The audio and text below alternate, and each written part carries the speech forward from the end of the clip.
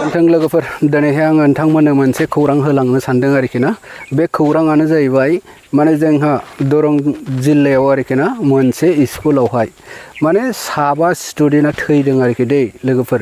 माने 7 स्टुडेन्ट थैनायनि थाखाय गोबां पाब्लिकआ आन्दालन खालामगासिनो दङ। नोंथांमोना बे भिडिअनि गेजेरजों नुलांगोन आरोखि आं फुल आपडेटखौ होगासिनो दङ नोंथांमोननो। दा बेबायदिया जाथावामोन आरोखि ना, बिराद आसरित बाथ्रा, बिराद दुखुनांथाव आरोखि दै। माने मास्टार थासेयावबो टिचार थासेयावबो आरोखि ना लोगोफोर, मानो बे जाथाया जानो मोनखो, माब्रै जाखो, दा बेनिनो गोबां दुंहाव थासारि आरोखि।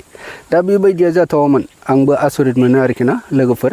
माने बयनिबो फिसाया बेबायदि जायोबा बयबो दुखु मोनो गोसोआव आरोखि ना।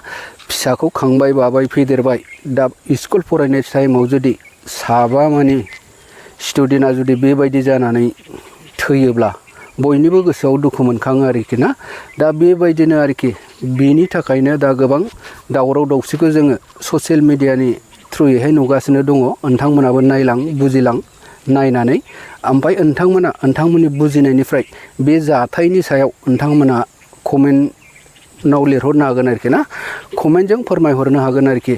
दा जेखि जाया लोगोफोर, बे भिडिअखौ आं होलांगासिनो दङ, नोंथांमोना नायलांदो आरोखि, फुल नायलांजोबबानो जाबाय, नायलांनानै बुजिदो, आं देखायलांनि।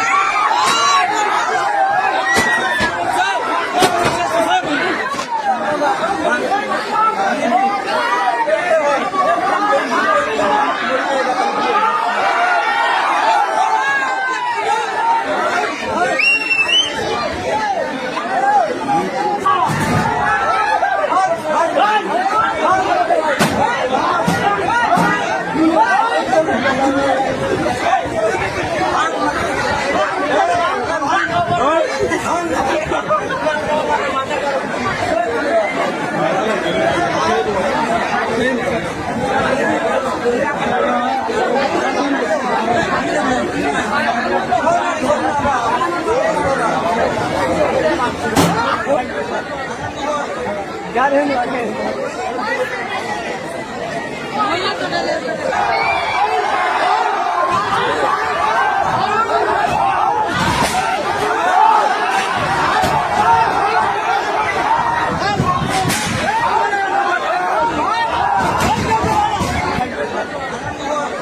Got him again.